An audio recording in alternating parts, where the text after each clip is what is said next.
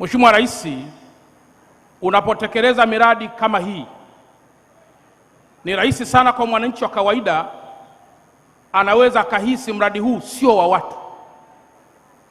Nikisema mradi huu sio wa watu, ile concept kwa Kiingereza inayoitwa development of the people, for the people, by the people, mtu wa kawaida akiangalia anaweza kadhani mradi huu haumhusu yeye.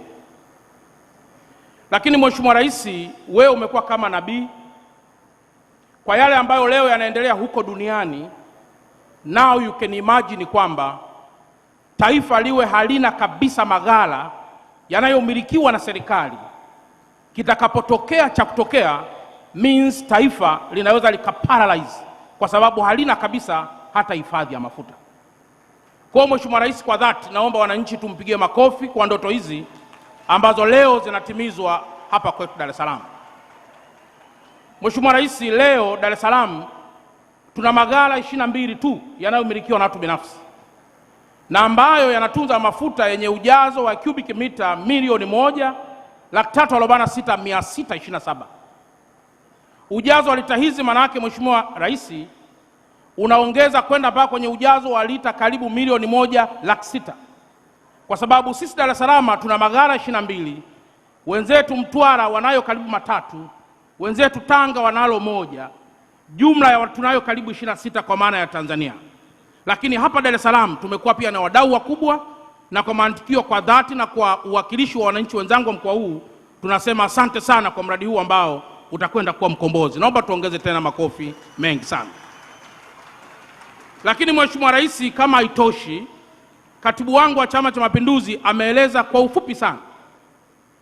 Hapa mwaka jana ulipokuja kwenye ziara ya kuzindua kiwanda kinachoassemble magari aina ya Howo, ulikuja pia ukakagua barabara ambayo inatoka Kibada Mwasonga Kimbiji yenye urefu wa kilomita 41. Mheshimiwa Rais, nayo furaha kuambia kwamba barabara hiyo sasa iko zaidi ya 50% na endelea kukamilika kwa kiwango cha lami. Mheshimiwa Rais, utengenezaji wa barabara sio jambo la kawaida.